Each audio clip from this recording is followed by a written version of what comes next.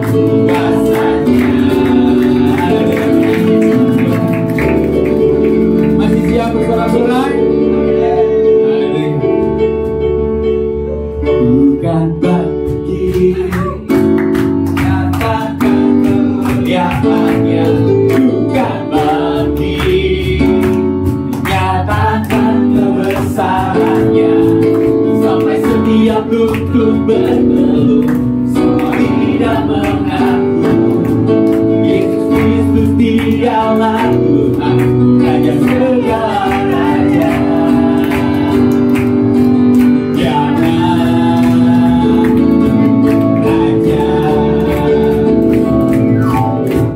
Kita semua umat pilihan Allah, dengarlah panggilannya untuk mengerti firman-Nya. Sekaranglah waktunya untuk berdiri bagi bangsa ini. Mari maju umat pemenang, bukan bagi, bukan bagi.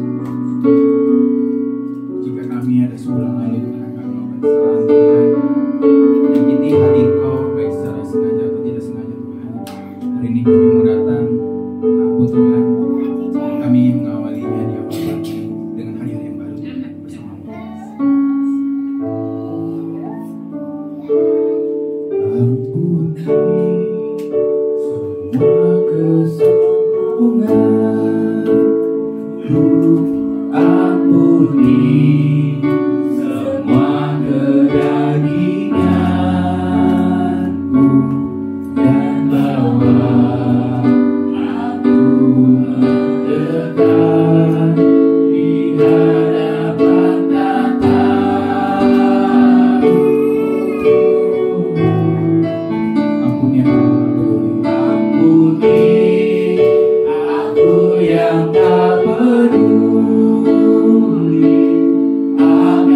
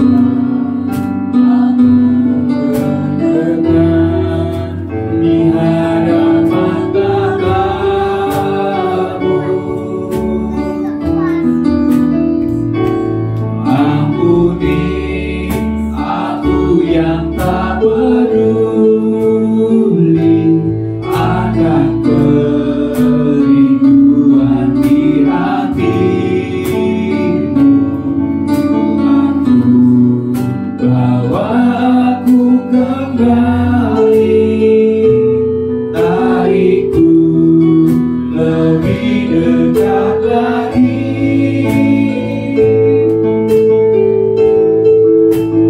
Jangan biarkan aku pergi, jangan biarkan. Saya undang Bapak Ibu Saudara semua bangkit berdiri.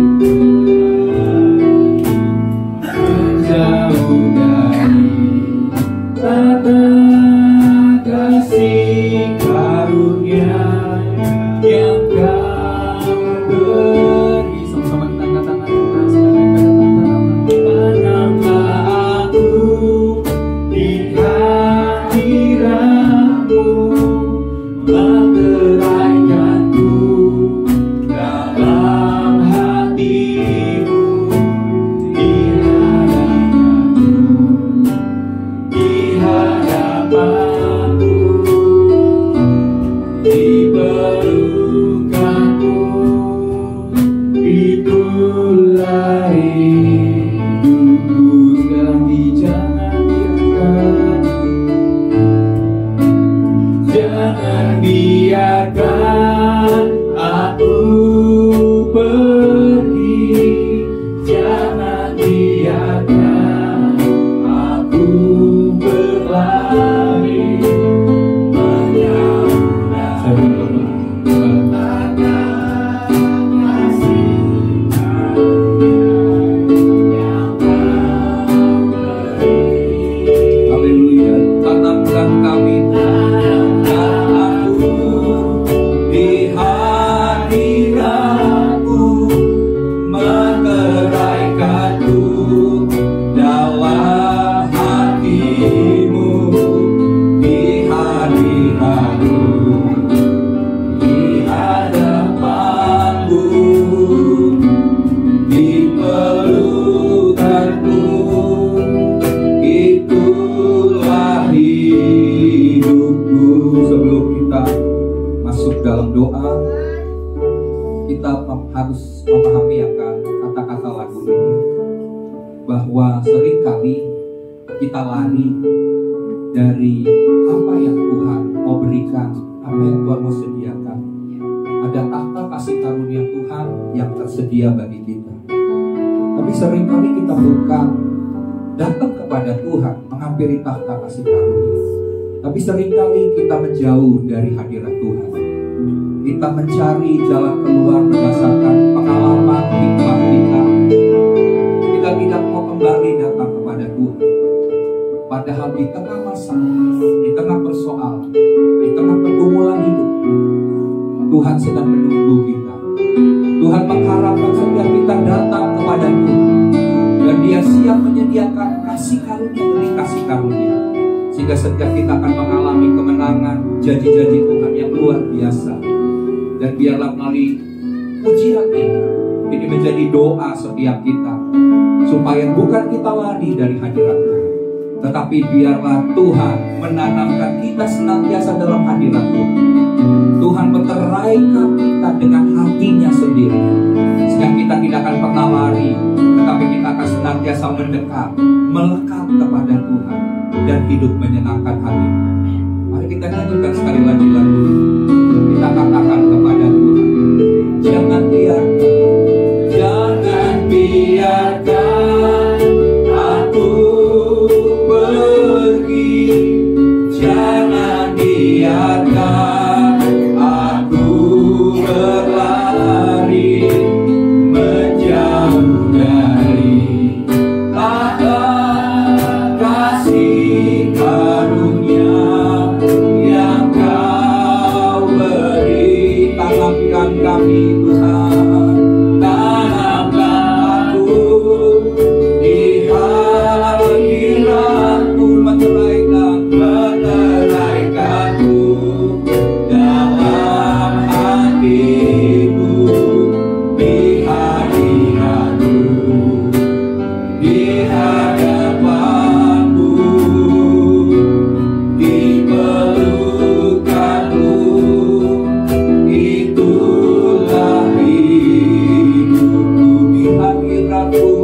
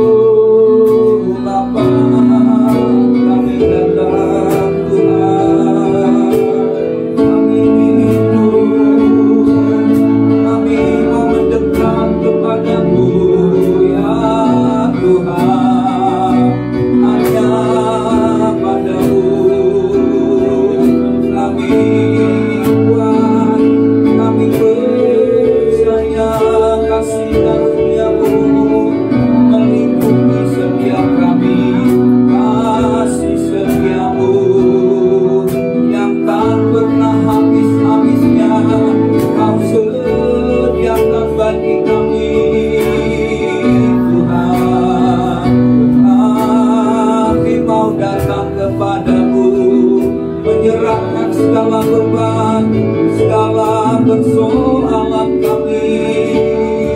Hanya padamu Tuhan, hanya padamu Yesus. Kau pelihara hidup kami, hanya Kau penolong kami. Hanya padamu kami menggantungkan senang hidup kami. Haleluya, haleluya.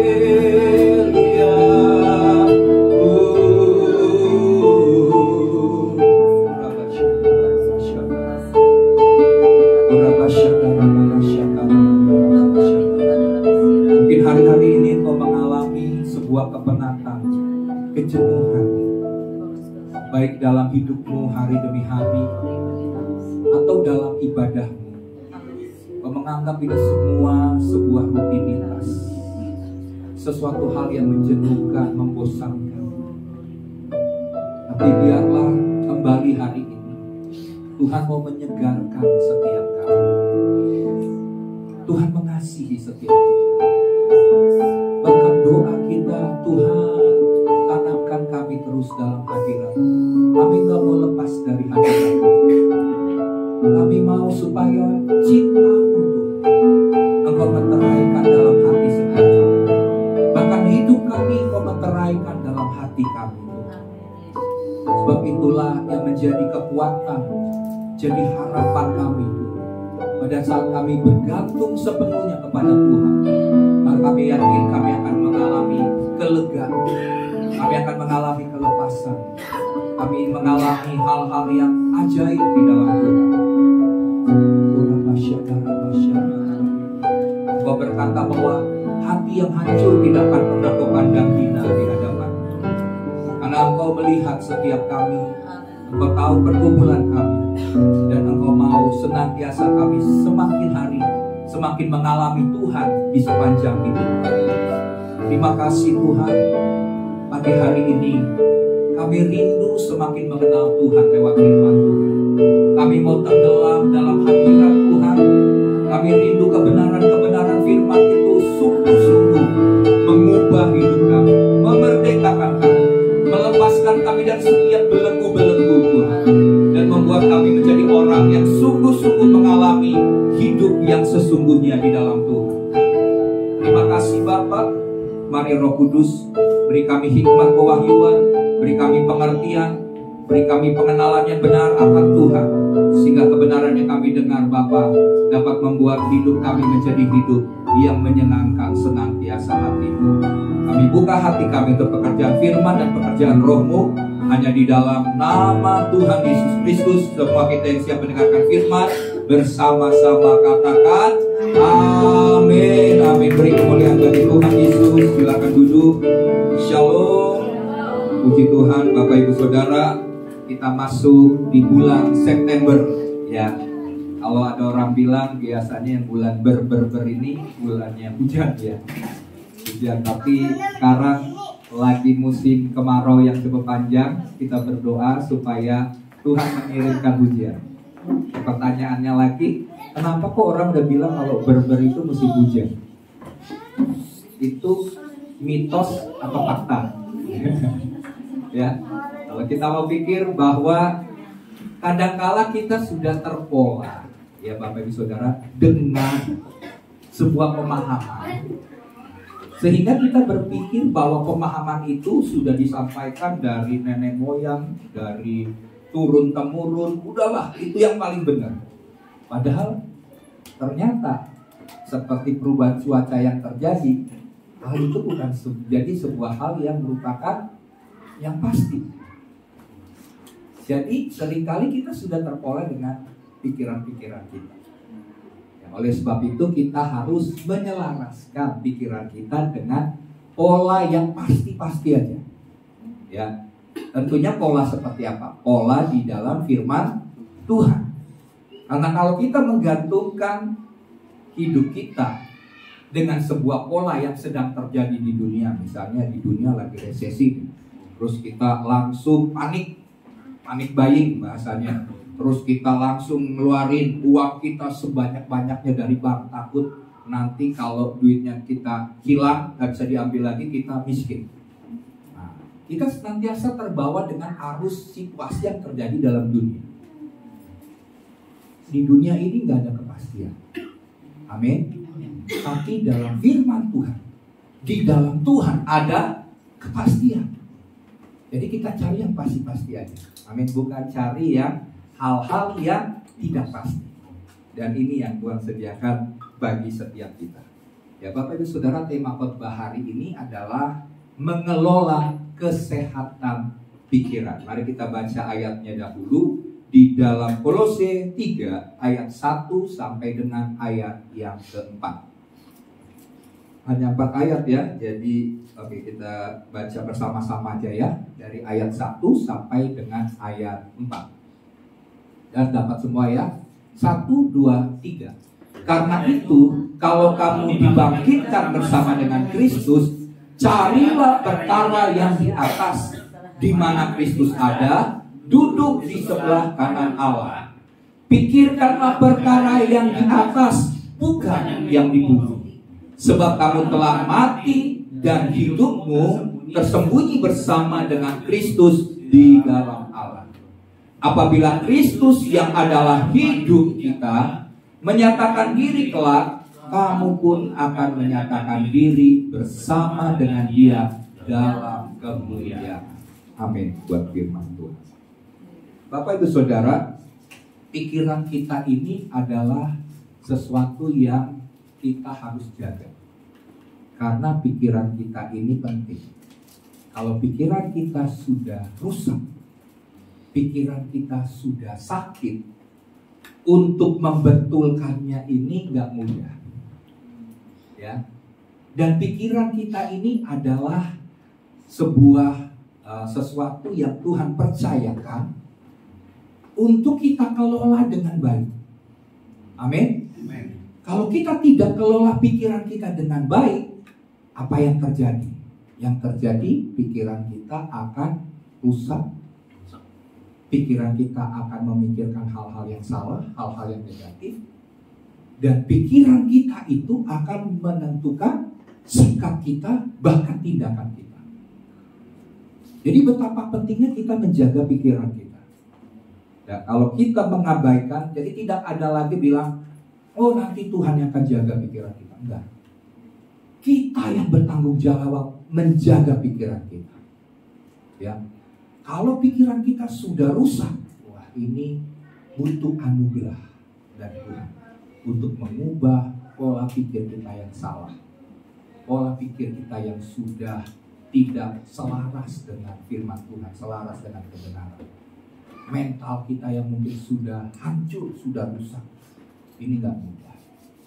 Oleh sebab itu, untuk memulai sebuah pikiran yang baik dan benar, supaya pikiran kita sehat adalah dengan mengalami pembaharuan pikiran. Amin. Roma 12 ayat 2, Paulus menasehati jemaat supaya mengalami pembaharuan budi. Pembaharuan budi itu artinya pembaharuan pikiran. Supaya kamu makin mengenal akan kehendak Allah, tentang apa yang baik, yang berkenan, dan yang sempurna. Jadi betapa penting kita menjaga pikiran. Ya. Nah, kita tahu pikiran juga merupakan medan peperangan, di mana ada peperangan antara pikiran yang menurut keinginan daging dengan pikiran yang menurut keinginan roh. Tinggal kuat-kuatan mana nih? Kita mau menanggapi pikiran keinginan daging menurut keinginan daging, atau kita menolaknya. Dan kita mau supaya pikiran kita dipenuhi dengan pikiran yang menurut keinginan roh. Sebab keinginan daging dengan keinginan roh itu berbeda jauh. Kalau kita menanggapi keinginan daging, hasilnya adalah hidup kita akan menjadi orang yang memiliki pikiran yang jahat, kotor, pikiran negatif, ya, semua hal yang akan membuat hidup kita akan mengalami banyak penderitaan. Tetapi kalau kita menanggapi keinginan pikiran yang menurut Roh Kudus, maka kita akan memiliki pikiran yang positif, pikiran yang baik, pikiran yang benar, ya, akan memenuhi pikiran kita. Jadi pilihannya ini terletak kepada kita. Kita mau pilih yang mana? Kita mau merasa, wah saya kayaknya enak, memiliki jati diri yang biar orang melihat saya itu orang yang maunya ditolong, misalnya maunya ditolong, udah saya harus membuat situasi diri saya supaya orang berbelas kasih kepada saya. Padahal kita bisa mampu, kita sanggup. Semuanya itu dimulai dari mindset, pola pikir. Contohnya begini, misalkan ya Bapak Ibu Saudara, kita ini kan lahir dengan segala macam, baik itu pengalaman hidup, latar belakang keluarga, pendidikan, pengetahuan, nilai-nilai pribadi, yaitu moral, etika, kepercayaan yang kita miliki dalam hidup kita, ya tentunya berbeda-beda, dan semuanya itu ada dalam pikiran kita. Ya, jadi kata firman Tuhan dalam Amsal, ya, Amsal berkata begini, bahwa siapa memperhitungkan dirinya itu, demikianlah dia. Jadi menurut pikiran kita lah, jadilah diri kita yang sesungguhnya.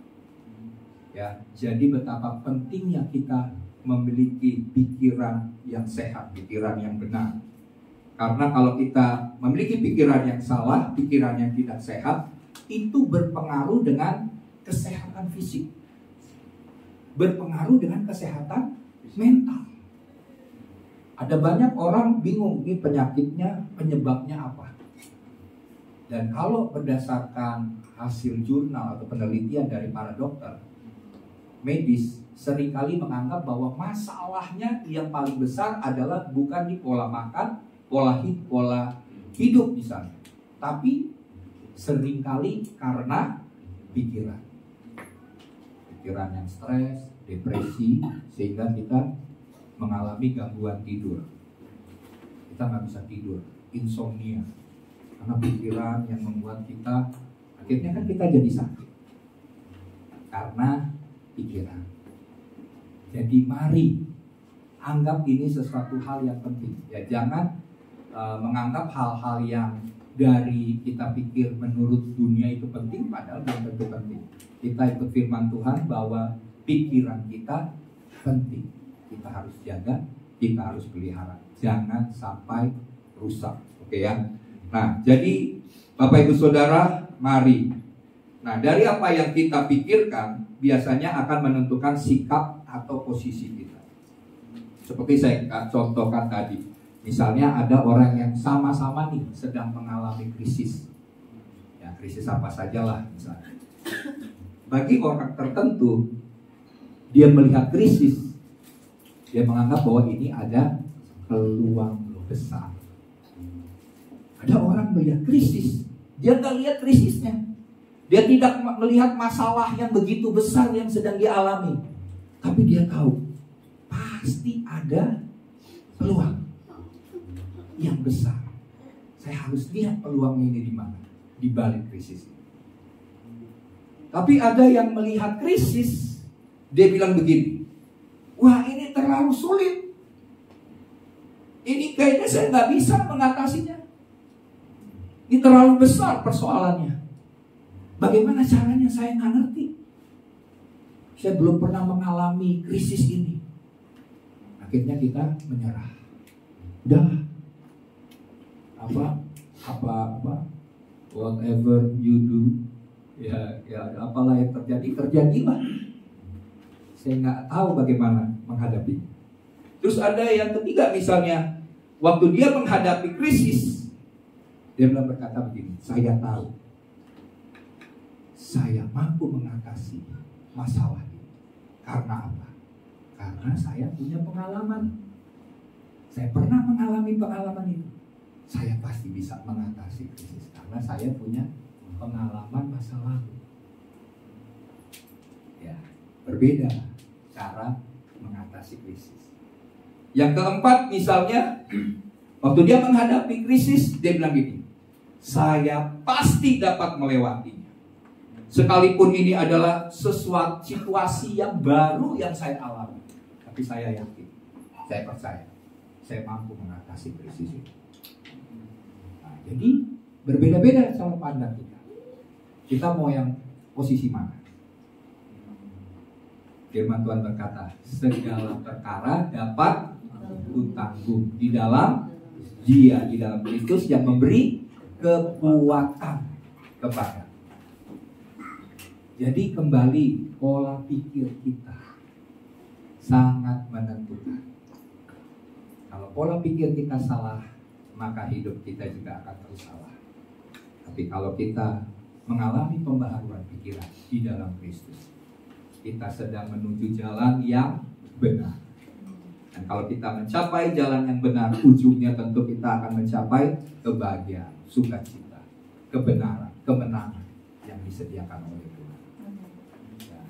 Jadi di sini mari Bapak Ibu Saudara, setelah kita memiliki sikap yang benar, maka kita harus mengambil sebuah tindakan yang benar.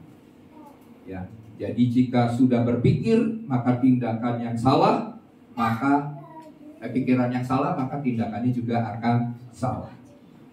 Jadi begini ya, jadi lewati, mari Bapak Ibu Saudara alami pembaharuan pikiran. Lewat apa tentunya? Lewat firman Tuhan. Selaraskan hidupmu dengan firman. Cari firman Tuhan untuk situasi masalah yang kau alami. Nah, ada hal lagi begini sebelum saya masuk ke poin-poinnya. Seringkali begini Bapak Ibu Saudara, kita menganggap bahwa masalah itu yang harus kita atasi. Ya, kita bilang gini, sebenarnya masalah saya ini besar. Coba kalau Tuhan bereskan masalah saya, pasti saya mampu melewati dan saya menang. Saya akan jadi orang yang berhasil, saya akan jadi orang yang sukses, saya jadi orang yang diberkati karena saya dapat mengatasi masalah. Tapi yang saya lihat Bapak Ibu Saudara, ternyata kenapa Tuhan izinkan masalah itu terus ada dalam hidup kita? Apakah Tuhan bilang, oh ya pokoknya saya kasih masalah, kamu harus atasi masalah dan kamu menang dengan masalah, selesai? Ternyata nggak sampai di situ Bapak Ibu Saudara. Tujuan Tuhan memberikan kita masalah adalah supaya kita punya pola pikir yang benar. Seringkali kita cuma terfokus kepada masalah. Padahal di balik masalah itu Tuhan sedang mengubah pola pikir kita. Kalau kita fokus kepada masalah, maka masalah itu akan terus membuat kita lihat sebuah masalah itu makin besar, kita akan tertekan. Kita bilang kita nggak sanggup. Tapi kalau kita menyadari bahwa di balik masalah ini Tuhan punya tujuan untuk mengubah mindset dan pola pikir, maka itu yang terbaik. Contohnya Gideon. Gideon suatu kali kan pada masa itu, ya pada masa bangsa Israel, pada masa Gideon, mereka mengalami ketakutan yang luar biasa. Oleh karena bangsa Amalek dan bangsa-bangsa sekitarnya ini sedang menjajah Israel. Saking takutnya, di dalam firman Tuhan, nanti Bapak Ibu Saudara baca di rumah, kisah Gideon, dia menginikan gandum di kebun anggur. Ya, dia sedang mengayak gandum di kebun anggur. Coba bayangin, mana ada orang ya mengayak gandum di kebun anggur? Mestinya di ladang dong, di tempat lumbung. Kenapa Gideon melakukan hal yang sangat gak masuk akal ini? Karena dia takut. Pada masa itu bangsa Amalek waktu melihat bangsa Israel punya gandum, punya lumbung makanan, mereka akan habis, tidak tersisa. Jadi saking takutnya dia di tempat kebun anggur. Apa yang terjadi Bapak Ibu Saudara? Satu kali malaikat datang kepada Gideon, dan malaikat berkata begini, hai engkau pahlawan yang gagah perkasa. Gideon takut. Tapi malaikat Tuhan berkata, kamu adalah pahlawan yang gagah perkasa. Dan waktu Gideon menyadari bahwa ini adalah sebuah panggilan Tuhan dalam hidupnya, supaya dia dapat mengatasi penjajah yang menjajah bangsa Israel. Dia dipilih oleh Tuhan untuk menjadi hakim. Pada waktu itu bangsa Israel mengalami tidak ada raja, yang ada hakim. Hakim ini semacam presidennya lah, pemimpin pemerintahan. Diberi kepercayaan, diberi sebuah panggilan oleh Tuhan untuk menjadi hakim. Dan Tuhan mau mengubah dulu mindsetnya. Kamu itu bukan penakut. Aku melihat dirimu adalah seorang pahlawan yang gagah perkasa. Nah, jadi waktu Gideon menyadari itu, dia bilang, oke Tuhan, buktikan dong. Dia minta cara yang ajaib. Kalau memang kau pilih aku, dia minta sebuah hal yang aneh untuk membuktikan bahwa benar gak Tuhan panggil saya. Dan akhirnya Tuhan melakukan hal itu untuk membuktikan bahwa benar, kamu adalah pahlawan yang gagah perkasa. Jadi bukan masalahnya. Masalahnya bangsa Israel sedang dijajah, semua sedang dalam ketakutan. Tapi kamu adalah pahlawan yang mampu mengatasi masalah karena pola pikir. Jadi kembali saya mau mengingatkan jemaat bahwa kita semua adalah orang-orang pilihan Tuhan. Kamu semua adalah pahlawan-pahlawan Tuhan yang gagah perkasa. Tuhan menetapkan setiap kita menjadi umat yang lebih daripada pemenang. Bukan hanya menjadi orang yang dari awal menganggap bahwa wah ini masalah. Bagaimana cara mengatasi masalah? Kita pikirkan pengalaman kita yang lalu, cara mengatasi masalah kita begini. Kalau Tuhan bisa membereskan masalah, ataupun kita selesai, kita bisa menyelesaikan masalah. Tapi kalau pola pikir kita tidak terbentuk menjadi seperti yang Tuhan inginkan dan harapkan, percuma masalah kita selesai. Tujuan Tuhan di balik masalah itu adalah mengubah pola pikir. Ya. Jadi mulai hari ini, kalau kita beribadah ke gereja, belajar menyelaraskan diri kita dengan firman. Firman Tuhan berkata apa? Saya terima Tuhan, janji Tuhan. Saya terima apa yang firman Tuhan katakan untuk situasi-situasi ini. Maka hidupmu akan berubah dengan pembaharuan pikiran. Tapi kalau cuma bilang, Tuhan, saya mau supaya masalah saya ini, saya hanya minta berkat Tuhan. Tuhan berkati saya, tolong saya. Kata Tuhan, saya mau tolong, saya pasti memberkati. Tapi aku mau lebih daripada itu. Ubah pola pikir kita. Ya, oke, saya harap kita mengerti soal hal ini. Nah, jadi langsung ke poin pertama. Karena itu pikiran perlu dijaga dan dikelola kesehatannya dengan cara apa? Dengan cara pertama, memikirkan perkara yang di atas. Kolose 2 ayat 3 ayat 1 sampai 2, saya baca ayatnya ya. Kolose 3 ayat 1 sampai 2. Karena itu kalau kamu dibangkitkan bersama dengan Kristus, siapa yang percaya bahwa kita juga sudah dibangkitkan bersama dengan Kristus? Amin. Kristus sudah bangkit, kita juga mengalami kuasa kebangkitan Kristus. Kalau Yesus sudah bangkit, maut tidak berkuasa atas hidup kita. Kegagalan, semua hal yang berasal dari dosa tidak berlaku atas hidup kita. Demikian juga, sebagaimana Kristus sudah bangkit, kita juga berani berkata, hai maut, di manakah senangmu? Semua rancangan-rancangan kegagalan yang dirancangkan iblis atas hidupku, segala ikatan dosa itu tidak bisa berlaku atas hidup kita. Amin. Karena kita sudah dibangkitkan bersama dengan Kristus. Nah, setelah itu, carilah perkara yang di atas. Tuhan sudah lakukan bagian Tuhan. Bagian kita adalah mengusahakan, mencari perkara-perkara yang di atas, di mana Kristus ada dan duduk di sebelah kanan Allah. Maksudnya apa? Tuhan itu sudah naik. Dia duduk di sebelah kanan Allah Bapa. Sebagai apa? Sebagai pendoa syafaat. Dan semua yang dijanjikan oleh Bapa melalui Kristus kita akan terima. Jadi semua hal yang di sorga itu di dalam Kristus disediakan bagi kita yang percaya kepada Kristus. Apalagi yang kurang? Kita cari perkara yang di atas. Yang di atas itu siap diturunkan atas hidup kita. Terus ayat kedua. Nah, setelah kita cari, mulai dengan apa? Ayat 2. Pikirkanlah perkara yang di atas, bukan yang di bumi. Jadi saya mau garis bawahi, pikirkanlah perkara yang di atas, bukan pikiran yang di bumi. Maksudnya apa nih Pak Pendeta? Maksudnya begini, pikiran kita itu harus mengenai hal-hal yang di atas. Hal-hal di atas itu apa? Di atas itu di atas loteng kan? Di atas pohon kan?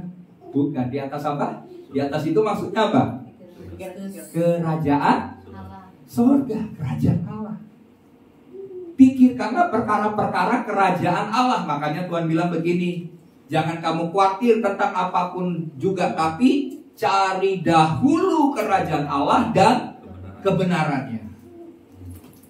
Itu yang penting. Nah, kita senantiasa cari perkara-perkara yang di bumi. Bagaimana berhasil, sukses, kerja keras, semangat, ya, pikiran yang harus bahwa saya bisa, tapi nggak kandalkan Tuhan, kita akan gagal. Ya. Jadi di sini kita lihat bahwa pikirkanlah perkara sorgawi. Kita tidak akan selamanya di bumi ini. Betul Bapak Ibu Saudara? Umur kita singkat di bumi. Ada yang bilang 70, firman Tuhan 70-80. Tapi banyak yang nggak sampai juga umur seperti itu. Berarti hidup kita sangat singkat. Nah, selama hidup yang singkat di bumi ini, pikirkan hal-hal yang kekal, hal-hal yang disediakan di sorga, supaya hal-hal yang di sorga itu dialami kita di bumi ini. Tuhan nggak menyediakan sorga itu supaya nanti kita menikmati sorga di tempat setelah kita meninggal. Enggak. Tuhan mau, ya kan, melalui doa Bapa kami jelas. Doa Bapa kami adalah, Bapa kami yang di sorga, dikuduskanlah namamu, datanglah kerajaan, jadilah kehendakmu di bumi sama seperti di sorga. Berarti apa saja yang disediakan di sorga? Apa yang terjadi di sorga? Nah, itu yang harus jadi pikiran kita. Gini aja yang paling sederhana. Di sorga ada sakit penyakit kan? Enggak ada. Kata firman Tuhan katakan di sorga itu tidak ada ratap tangis, tidak ada penderitaan, yang ada sukacita. Nah, Tuhan mau supaya di bumi ini kita alami itu.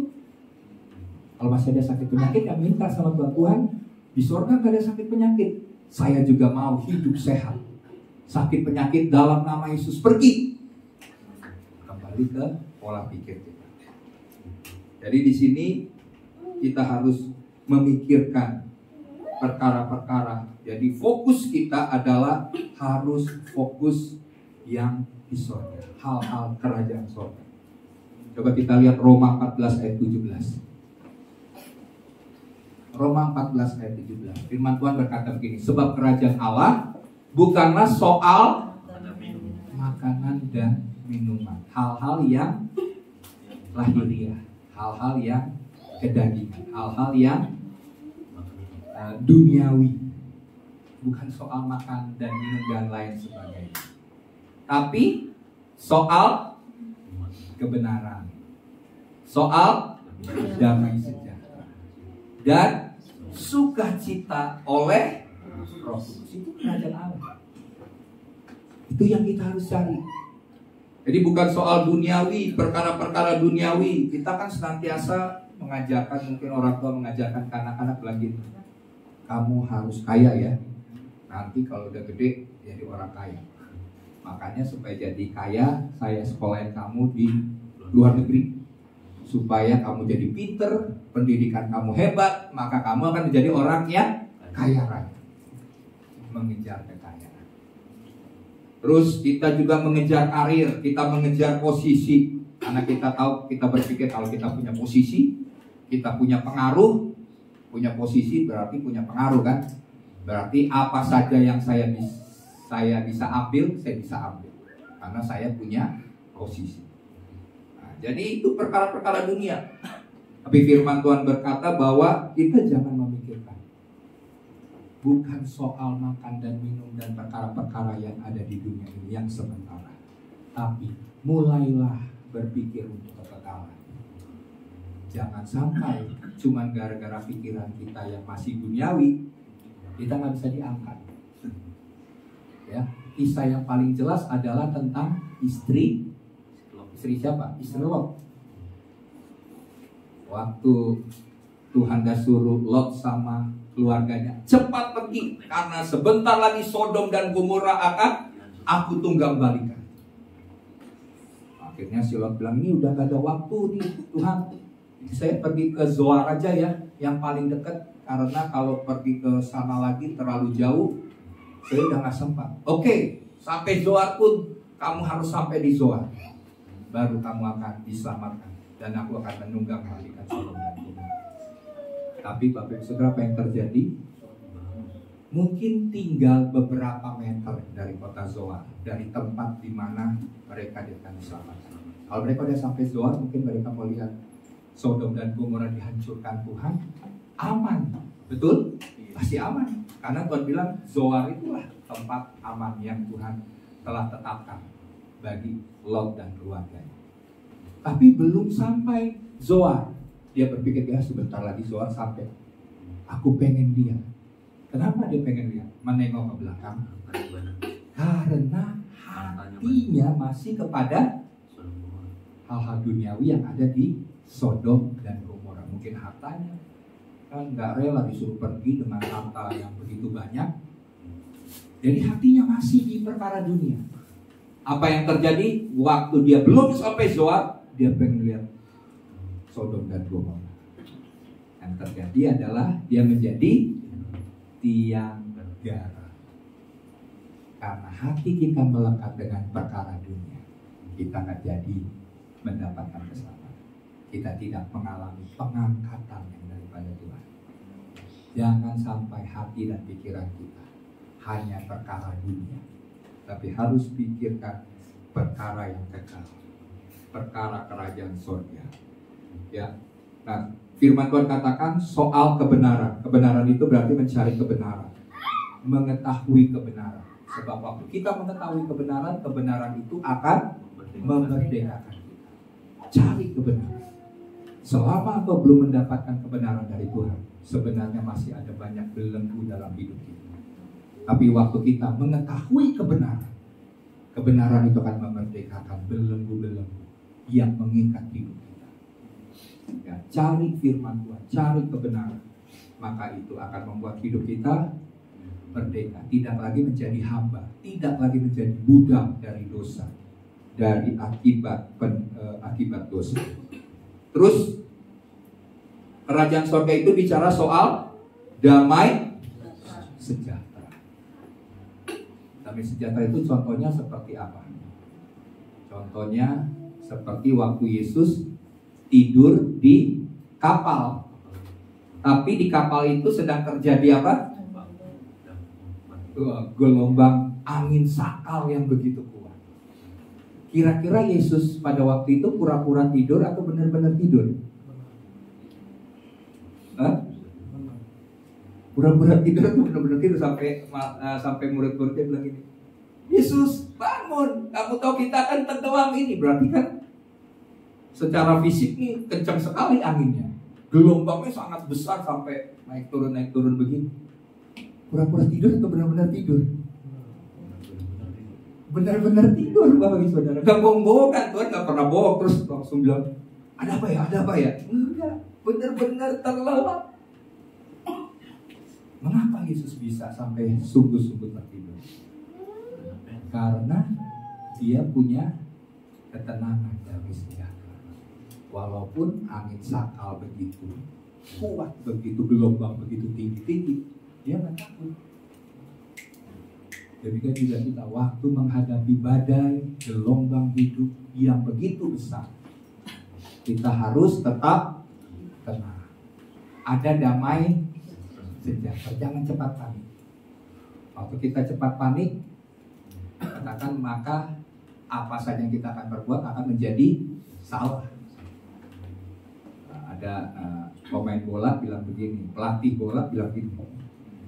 Yang penting main bola itu tenang, jangan panik.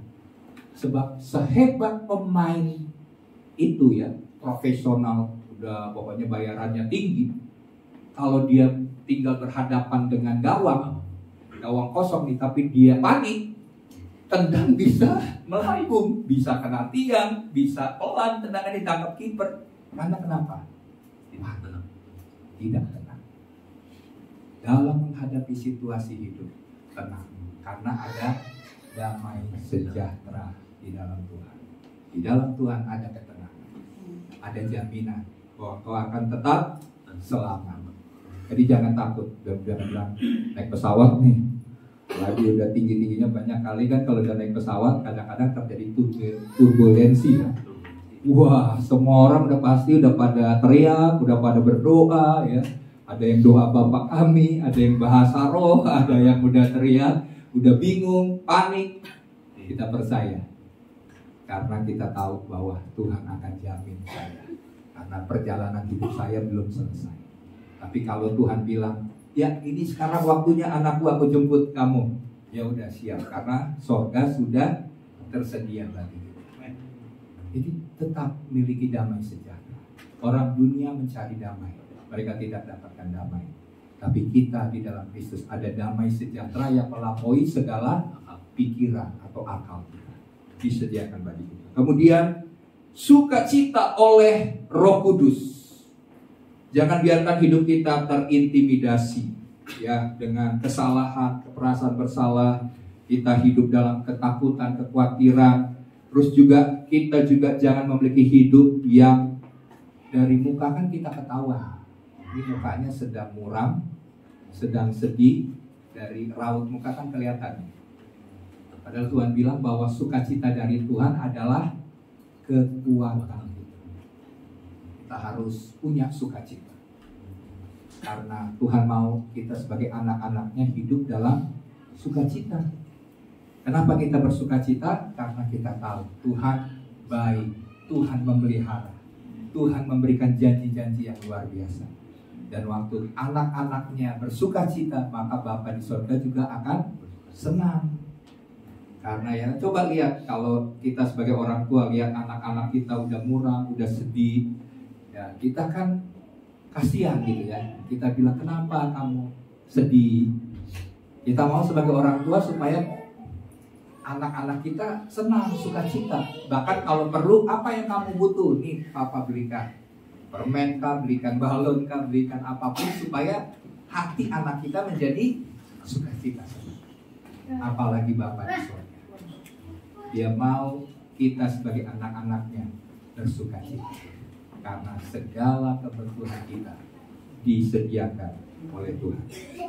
Oke, ya. Jadi di sini mari kita pikirkan apa saja yang tersedia di surga bagi kita. Pikirkan itu. Apa saja yang disediakan surga. Supaya kita boleh alami, kita boleh nikmati semua janji-janji Tuhan. Karena Bapa menyediakannya itu bagi setiap kita.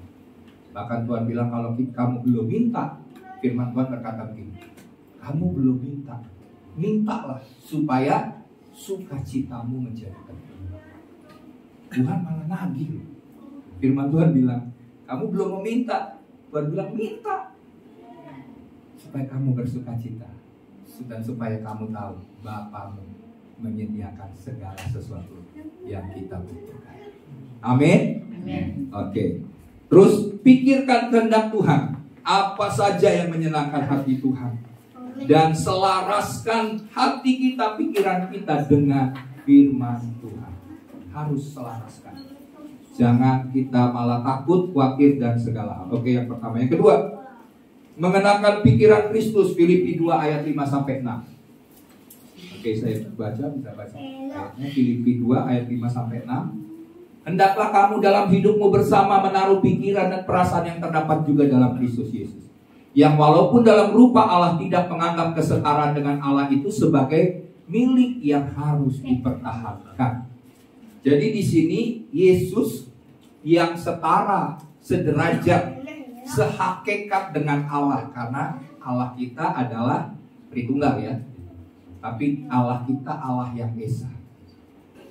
Yesus yang setara dengan Allah. Dia adalah Allah, pribadi Allah. Tapi dia rela untuk mengambil rupa seorang manusia. Bahkan rela taat untuk mati di atas kayu salib. Oleh karena apa? Oleh karena itu merupakan kehendak dari Bapa. Demikian juga kita. Kalau Yesus saja mau rela, rendah hati untuk menggenapi rencana Tuhan, rencana Bapa atas hidup. Sebab hanya satu jalan, yaitu mati di atas kayu salib. Lewat kematiannya di atas kayu salib, maka pengampunan atas dosa umat manusia itu terjadi. Yesus rela melakukan kehendak Bapa. Demikian juga kita sebagai anak-anaknya harus rendah hati, karena Yesus punya pikiran yang rendah hati. Matius 11 ayat 29 berkata begini. Coba bisa ditampilkan ya. Pikulah aku yang kupasang dan belajarlah padaku, karena aku lemah lembut dan rendah hati, dan jiwamu akan mendapat ketenangan. Yesus berkata bahwa aku ini lemah lembut dan rendah hati. Kalau kamu adalah anak-anak Tuhan, kamu juga harus lemah lembut dan rendah hati. Apa itu arti lemah lembut? Lemah lembut artinya siap dibentuk. Hatinya siap dibentuk oleh Tuhan. Enggak memberontak waktu Tuhan mau membentuk hidup kita lewat proses, lewat penderitaan, lewat masalah. Kita bilang, saya siap dibentuk untuk hati saya semakin menyenangkan hati Tuhan. Itu lemah lembut. Lemah lembut bukan lemah gemulai ya. Jangan salah, bukan berarti lemah. Berarti ya udah kita jadi orang yang pasrah, bukan. Lemah lembut siap dibentuk. Terus rendah hati itu maksudnya apa? Rendah hati itu berarti siap untuk melakukan apapun yang Tuhan mau untuk kita lakukan. Itu sederhananya. Itu berarti orang yang rendah hati.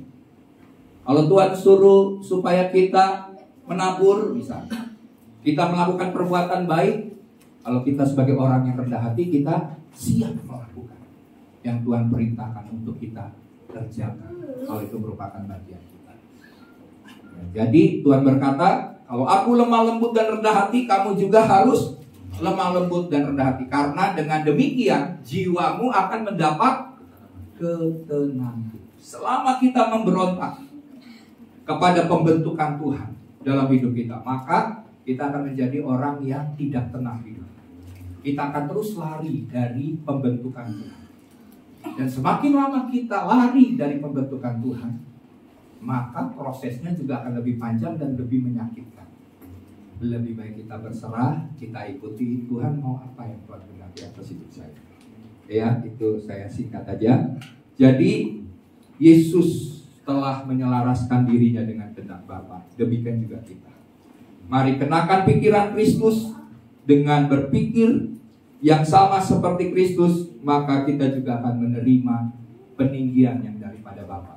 Ya, waktu di dalam ayat-ayat selanjutnya dikatakan, oleh sebab itu Bapa meninggikan dia dan memberikan nama di atas segala nama. Demikian juga waktu kita belajar tunduk kepada kehendak Tuhan, kita akan ditinggikan oleh Tuhan. Nah, yang menjadi penyebab masalah kita ini sebenarnya banyak kesombongan yang tersembunyi, yang tidak kita pernah sadari ada dalam hati kita. Tuhan mau supaya kesombongan kita itu makin dihancurkan, dihabiskan, sampai tidak ada lagi kesombongan. Karena warisan dari Bapa kita tidak pernah kesombongan. Amin.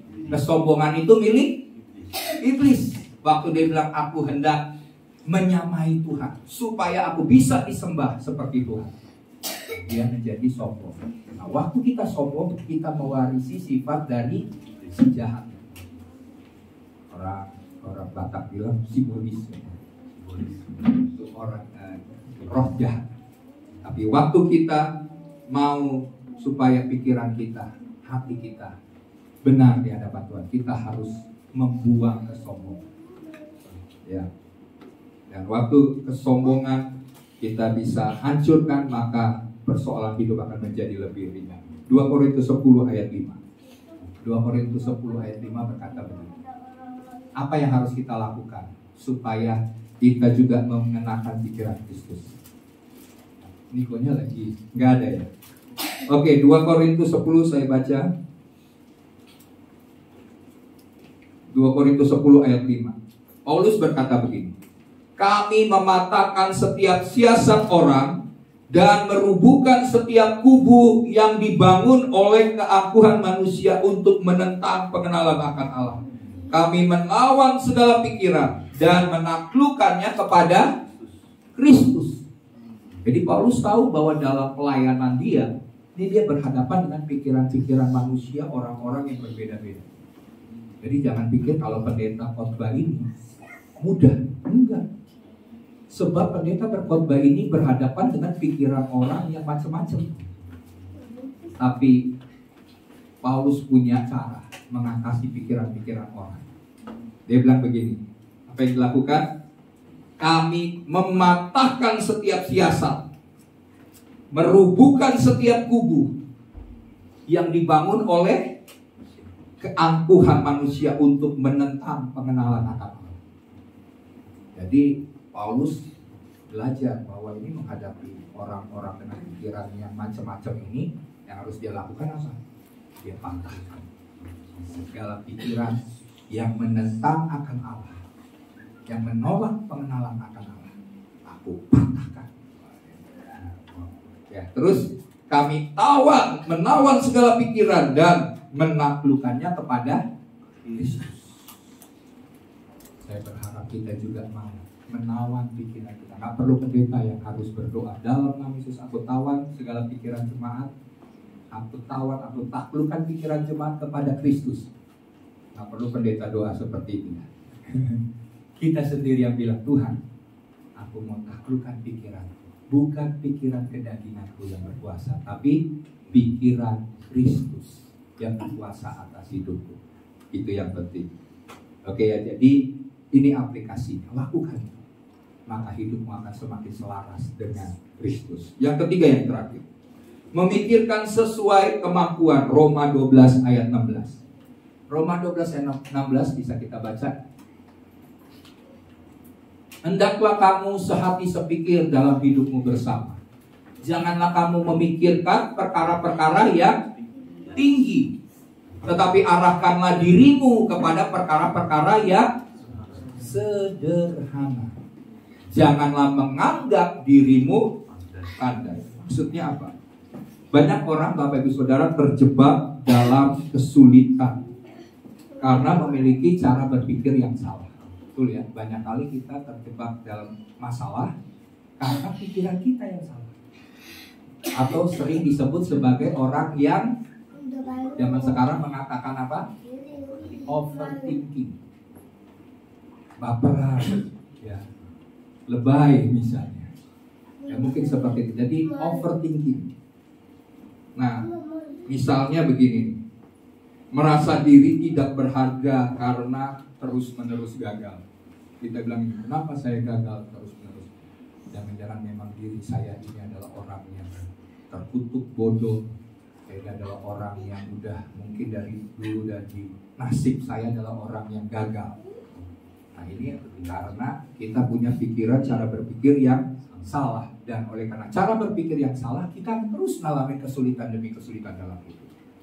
Terus kita menjadi stres karena kita ingin mencapai sebuah standar yang nggak realistis, nggak masuk akal. Karena ada orang yang punya mimpi besar, visi yang besar. Kalau itu bukan daripada Tuhan, kita akan stres. Betul kan?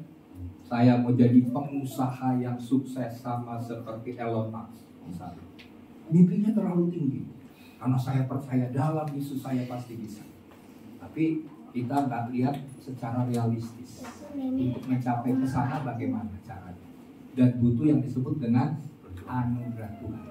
Tapi kalau Tuhan nggak menetapkan juga, walaupun kita pengen jadi dengan berbagai macam cara, kalau Tuhan nggak menetapkan itu terjadi dalam hidup kita, kita tidak akan pernah bisa mencapai itu. Butuh anugerah, minta kepada Tuhan anugerah itu untuk bisa mendapatkan hal-hal yang besar. Tapi tentunya harus sesuai dengan kehendak dan panggilan Tuhan.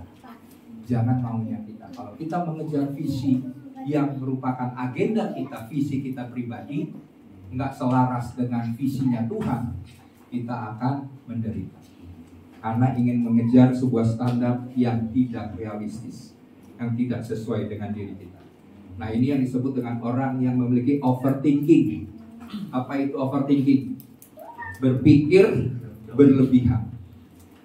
Orang yang berpikir berlebihan semuanya akhirnya ujung-ujungnya akan dicekam dengan perasaan khawatir dan takut.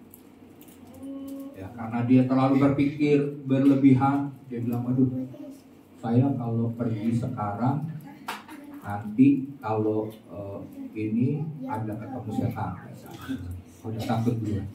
Nanti saya kalau ketemu setan di tempat itu, nanti saya bisa kena kutuk, nanti pulang dari misalnya mendaki gunung, nanti saya jadi orang yang gagal, nggak bisa merit, nggak bisa nikah, karena misalnya ke tempat itu nanti kena kutuk, nggak dapet jodoh. Jadi kita udah berpikir jauh dari hal yang belum tentu gitu. Atau misalnya kita mau bertanding, tapi sebelum bertanding kita udah bilang, wah ini lawannya lebih jago daripada saya secara skill, secara kemampuan, pasti saya kalah. Kalau kita sudah kalah sebelum bertanding, pasti kita akan kalah. Karena mental kita sudah kalah duluan. Pikiran kita itu. Nah, jangan biarkan diri kita memiliki overthinking. Di dalam Kristus kita pasti bisa, tapi bukan dengan cara-cara kita ya, cara-cara dunia. Terus firman Tuhan juga menasehati agar kita berpikir sesuai dengan kemampuan. Jangan di luar batas kemampuan kita. Tidak perlu kita menghabiskan energi kita untuk memikirkan hal-hal yang di luar batas dari diri kita. Yang harus kita lakukan adalah kalau kita sampai menjadi orang yang memikirkan tidak sesuai dengan kemampuan kita atau overthinking, yang harus kita lakukan adalah kita bertobat. Amin. Bertobat, belajar untuk berserah kepada kekuatan Tuhan. Amin. Jadi Tuhan tahu kok kapasitas kita masing-masing. Tuhan sabar, ya. Tuhan mengerti ada target-target yang kita merasa bahwa ini karena desakan orang tua, kadang ya di pekerjaan menuntut kita menjadi orang yang perfect, menjadi orang yang harus senantiasa berhasil, membuat kita menjadi orang yang dicekam oleh kekhawatiran, ketakutan. Takut berbuat salah misalnya ya, takut melakukan gagal. Nah, mari hari ini kita mau belajar berserah kepada kekuatan Tuhan, ya, supaya kita berpikir sesuai dengan kapasitas dan membuat hidup kita lebih penuh dengan damai sejahtera. Jangan merasa dituntut kalau orang yang sudah berhasil, oh saya belum nih, dia masih muda berhasil udah punya pabrik, saya umurnya udah lebih tua sedikit tapi belum punya apa-apa. Udah biarkan, ya, jangan berpikir terlalu keras sehingga akhirnya kita menghalalkan segala cara untuk mendapatkan hal-hal yang kita mau supaya kita dapatkan standar itu dengan cara yang salah karena overthinking, ya. Jadi mari Bapak Ibu Saudara, 3 hal ini kalau kita lakukan dengan benar, maka kita sedang mengelola pikiran kita untuk tetap sehat. Kalau kita mulai menyimpang, kita ingat 3 prinsip ini. Yaitu yang pertama adalah memikirkan perkara yang di atas. Yang kedua, mengenakan pikiran Kristus. Dan yang ketiga, memikirkan sesuai dengan kemampuan. Demikian firman Tuhan. Mari kita berdoa. Ya, musik bisa. Mari sebelum kita akan masuk dalam perjamuan kudus, kita akan berdoa buat firman Tuhan supaya Tuhan memeteraikan firman-Nya hari ini.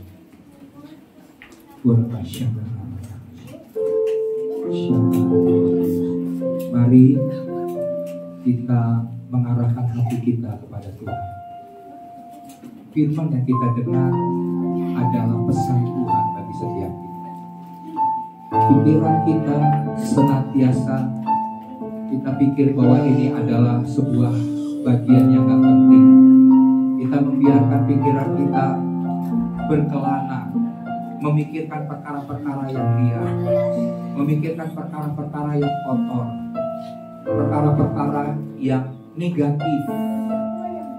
Tapi Bapak Ibu Saudara, jangan pernah biarkan, jangan pernah izinkan pikiran kita berpikir dengan cara-cara yang salah. Mulai hari ini, jika engkau mengingat atau engkau berpikir hal-hal yang salah, mulai belajar untuk menaklukkan, menawan pikiran-pikiran, supaya pikiran kita arahkan, kita selaraskan dengan kehendak Tuhan, kita selaraskan dengan kerajaan surga. Kita kenakan pikiran Kristus. Kita mau memikirkan perkara-perkara yang di atas, dan juga kita tidak mau berpikir yang terlalu berlebihan. Kita menjalani hari-hari ini semua karena anugerah Tuhan. Dan waktu kita bisa menjaga pikiran kita tetap sehat, maka Tuhan akan menjamin hidupmu akan berbahagia dan menikmati semua hal yang terbaik yang Tuhan sediakan atas hidupmu. Hari ini, jika ada perkara dalam hidupmu, pikiran yang masih mengikat engkau, sebab selama pikiran-pikiran negatif, pikiran-pikiran yang tidak benar itu masih ada dalam hidupmu, engkau masih terbelenggu, engkau masih terpenjara, dan berkat Tuhan tidak dapat mengalir melalui pikiran-pikiran yang salah. Sebab itu, jika ada pikiran-pikiranmu yang masih menyimpang, ada ikatan-ikatan dalam hatimu, dalam pikiranmu, ikatan dosa yang masih mengikat, menguasai pikiran, hari ini serahkan itu ke dalam tangan Tuhan. Mungkin salah satunya kita punya kesombongan. Kita merasa bahwa kita adalah orang yang mampu bisa dengan pikiran saya sendiri untuk mencapai semua hal dalam hidup ini, menyelesaikan masalah-masalah dengan pikiran saya sendiri. Hari ini, jika ada kesombongan dalam pikiran, minta sama Tuhan, Tuhan berikan aku supaya aku senantiasa lemah lembut dan rendah hati, supaya hatiku senantiasa tenang Tuhan. Sebab pada saat aku mengalami ketenangan, damai sejahtera yang daripada Tuhan, aku percaya bahwa Tuhan memelihara hidupku dengan baik. Jika juga mungkin hari ini engkau memiliki satu penyakit pikiran, yaitu overthinking. Ini sebuah penyakit Bapak Ibu. Itu bisa mengganggu mental. Hari ini, jika engkau memiliki pikiran yang berlebihan, minta sama Tuhan, Tuhan, ubah pikiranku, cabut pikiran yang overthinking. Tidak boleh ada dalam hidupku. Atau engkau merasa bahwa aku adalah orang yang gagal, segala sesuatu yang aku kerjakan pasti gagal. Mulai hari ini, ubah pikiran. Di dalam Kristus segala perkara dapat aku takut. Tuhan bisa mengangkat hidupmu. Tuhan bisa mengubah nasibmu menjadi lebih baik, karena Dia adalah Bapa yang baik, Bapa yang setia. Mungkin hari ini kau berpikir bahwa engkau ditetapkan menjadi orang yang mungkin miskin, tapi hari ini kita percaya bahwa di dalam Kristus Tuhan rela menjadi miskin supaya kekayaan dari sorga disediakan atas hidup. Engkau akan menjadi orang yang kaya, mungkin bukan perkara materi, tapi kaya dalam kebajikan, kaya dalam kemurahan, kaya dalam kebijaksanaan. Melalui nasihat-nasihat kehidupan, melalui nasihat dari hidupmu, maka orang lain akan diberkati. Saya percaya hidup kita akan menjadi berbeda waktu kita mau belajar mengubah pikiran kita. Jangan melihat dirimu yang sekarang ini dengan pikiranmu yang terbatas, tapi lihatlah sebagaimana Tuhan berkata kepada Gideon, hai kamu pahlawan yang gagah perkasa. Engkau bukan orang yang biasa, tapi engkau adalah orang yang luar biasa di dalam Tuhan. Jangan batasi dirimu dengan kelemahan yang ada saat ini, tapi lihatlah akan rencana Tuhan yang jauh lebih besar yang Tuhan telah sediakan atas itu. Bapa, hamba berdoa Tuhan, bagi setiap masalah pergumulan dari jemaat kami. Hamba percaya Tuhan, Roh Kudus menolong kami. Roh Kudus menginginkan setiap kami bebas dari pikiran-pikiran yang tertawan, dari segala pikiran-pikiran yang lemah, pikiran-pikiran yang miskin, mental yang miskin, pikiran-pikiran yang negatif Tuhan, bahkan pikiran-pikiran yang kotor Tuhan, Kau cabut dari hidup kami, dari pikiran kami dalam nama Yesus. Dan hamba berdoa, terangi pikiran setiap umat Tuhan, terangi pikiran jemaat-Mu Tuhan, supaya mereka makin mengenal Tuhan, mengenal jalan-jalan Tuhan, dan menikmati semua hal yang terbaik dalam hidup mereka. Hamba terbatas Tuhan, tapi Roh-Mu yang tanpa batas akan bekerja jauh lebih banyak dari apa yang kami doakan dan kami pikirkan. Seperti kuasa-Mu yang tanpa batas yang ada bersama-sama dengan kami. Terima kasih Tuhan. Terima kasih Tuhan, kami akan menerima Tuhan perjamuan Tuhan. Kembali kami mengingat bahwa Engkau sudah berkorban, Engkau sudah menebus, Engkau telah membayar lunas dosa kami. Bahkan Engkau menyediakan sorga bagi kami, karena Engkau Bapa yang baik dalam hidup kami. Mari kita persiapkan hati, kita mau bawa hati kita, hidup kita. Mari kita bangkit berdiri, kita akan menerima perjamuan Tuhan. Jika Bapak Ibu Saudara yang belum terlayani dengan perjamuan, boleh angkat tangan, nanti mungkin pelayan akan memberikan perjamuan.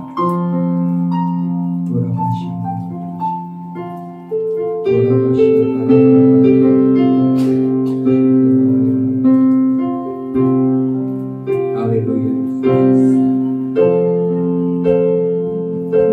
Mari kita nyanyikan lagu.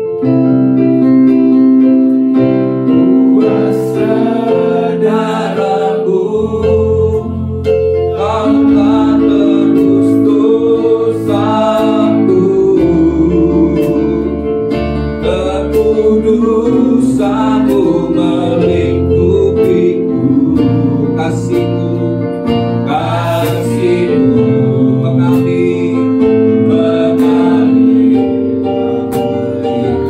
hidupku. Sungguh besar anugerah-Mu, Kau selamatkan hidupku. Ku menjadi ciptaan yang baru oleh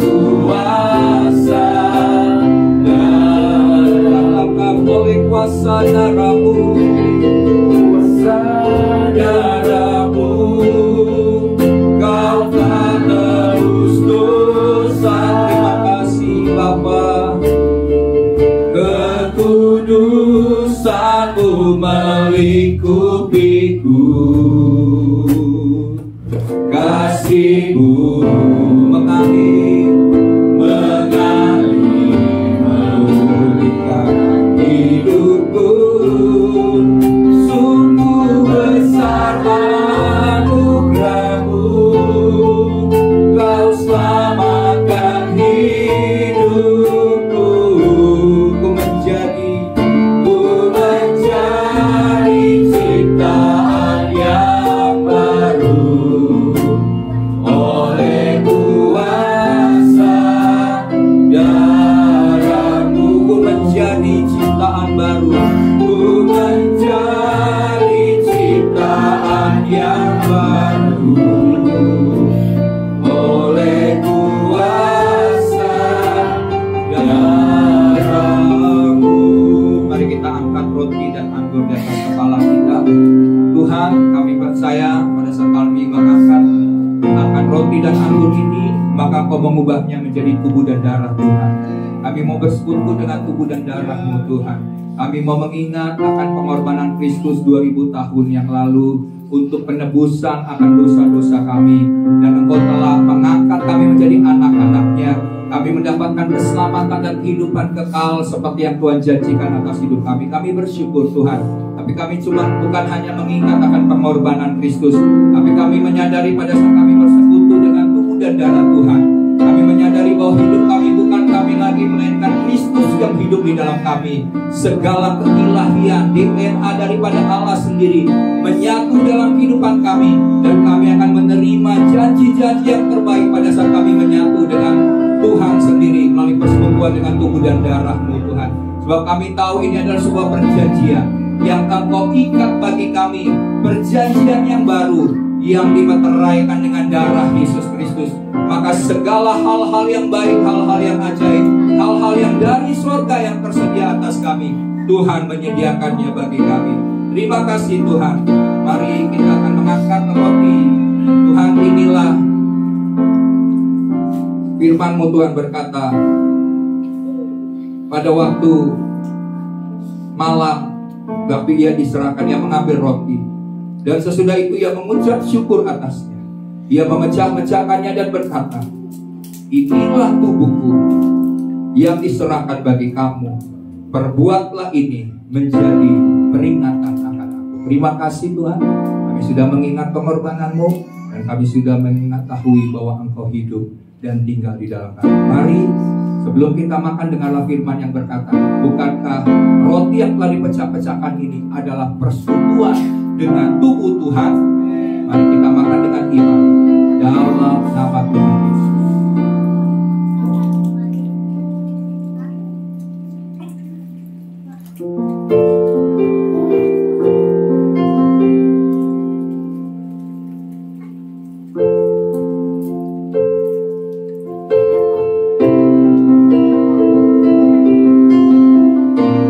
Terima kasih buat tubuh kebangkitan-Mu Tuhan.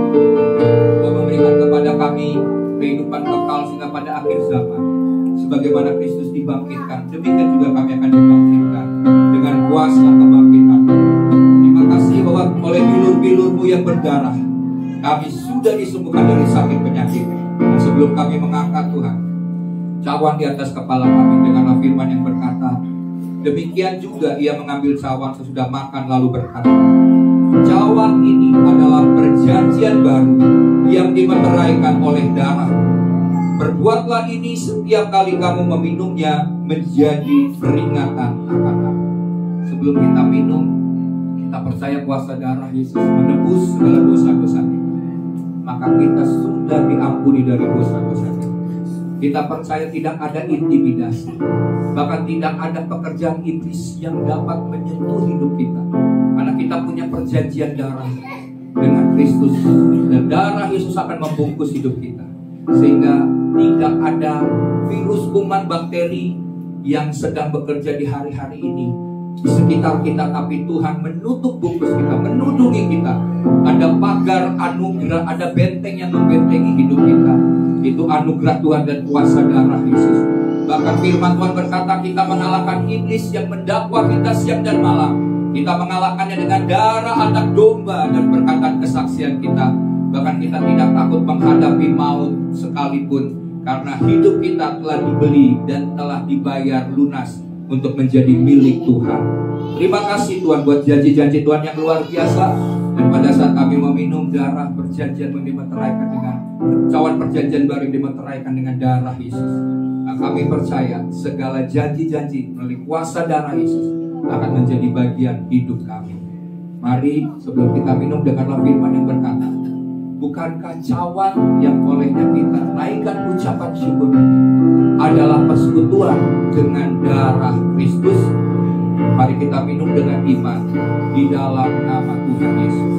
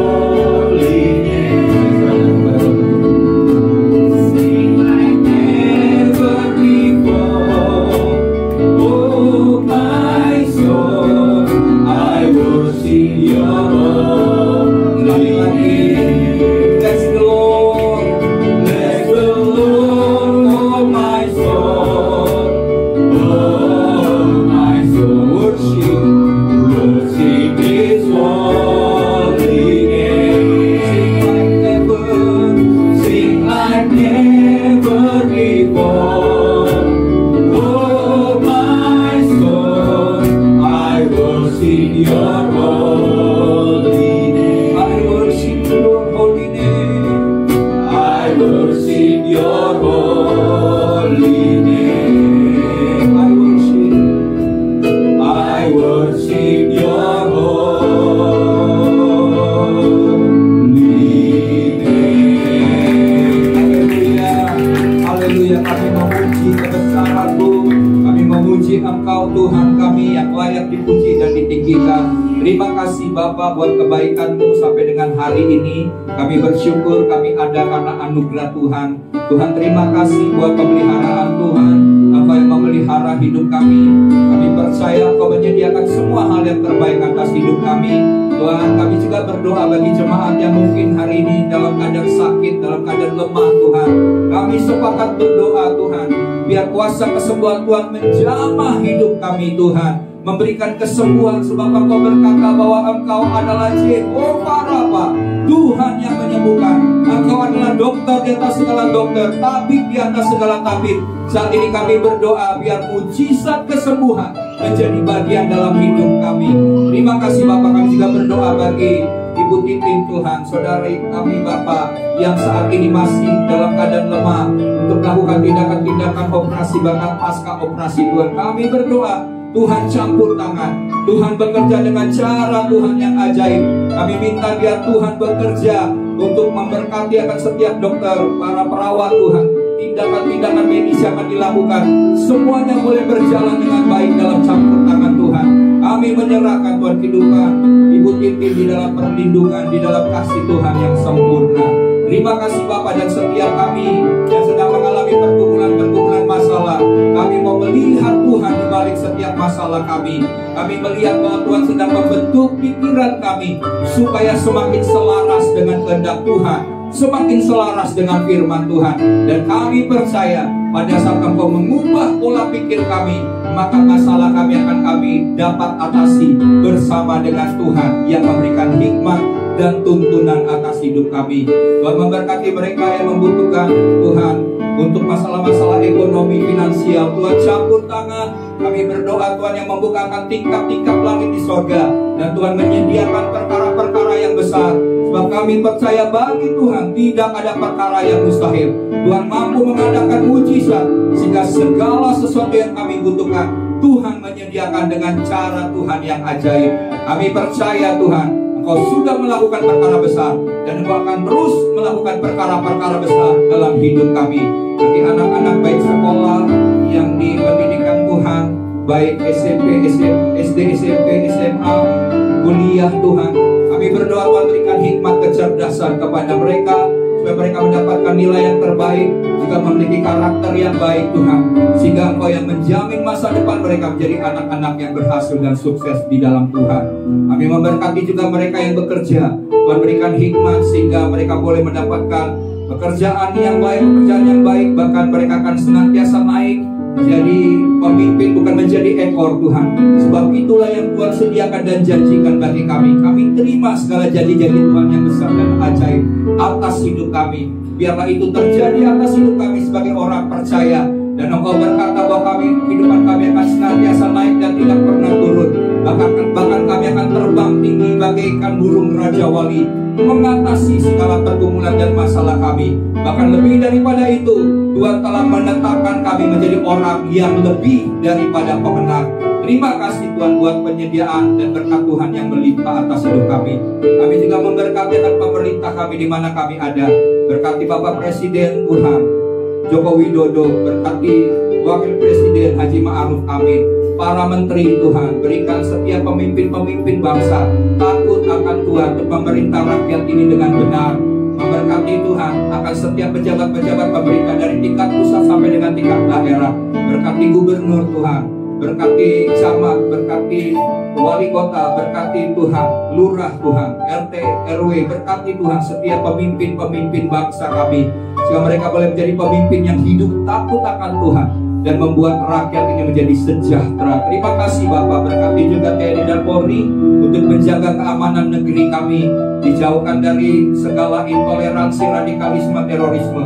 Kami mengikat segala pekerjaan iblis yang mencoba memecah belah bangsa ini dalam nama Tuhan Yesus Kristus. Kami percaya Tuhan, jika Tuhan yang mengawal kota, maka Tuhan akan membuat kota ini, wilayah kami, bangsa ini menjadi aman dan sejahtera.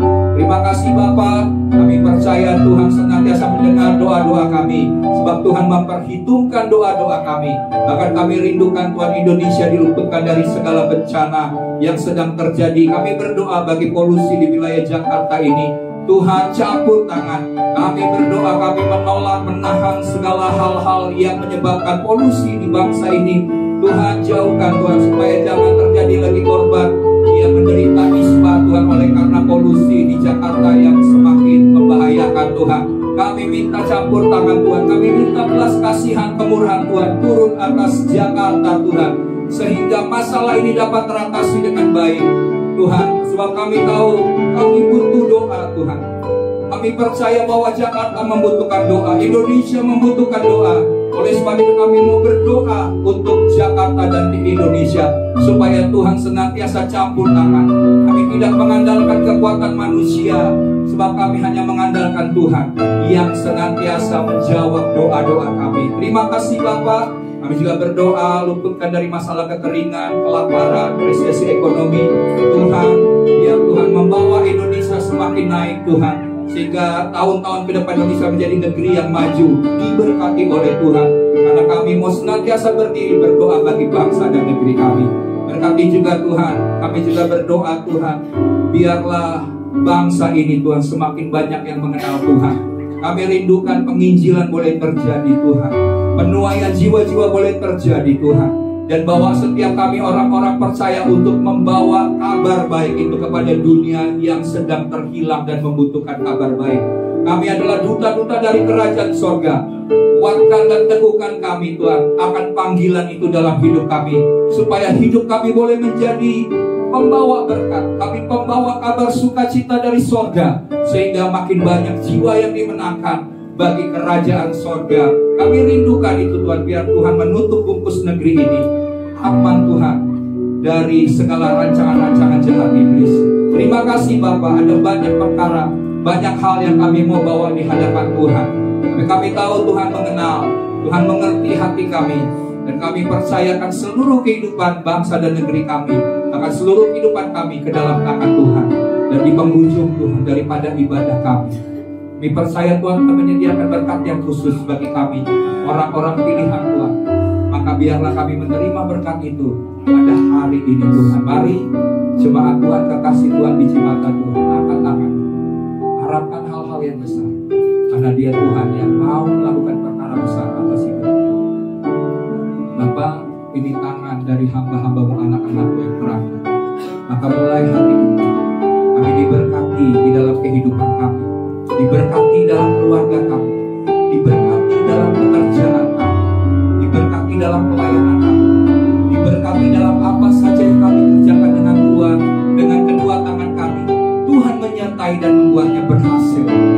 Dan sampai Tuhan Yesus Kristus datang kedua kali menjemput kami, kami tidak kedapatan bercacat celah, sebab kasih daripada Bapa, kasih karunia daripada Tuhan Yesus, dan persekutuan Roh Kudus menyertai di sepanjang kehidupan kami. Dan kami awan-awan yang permai untuk tinggal bersama-sama dengan Tuhan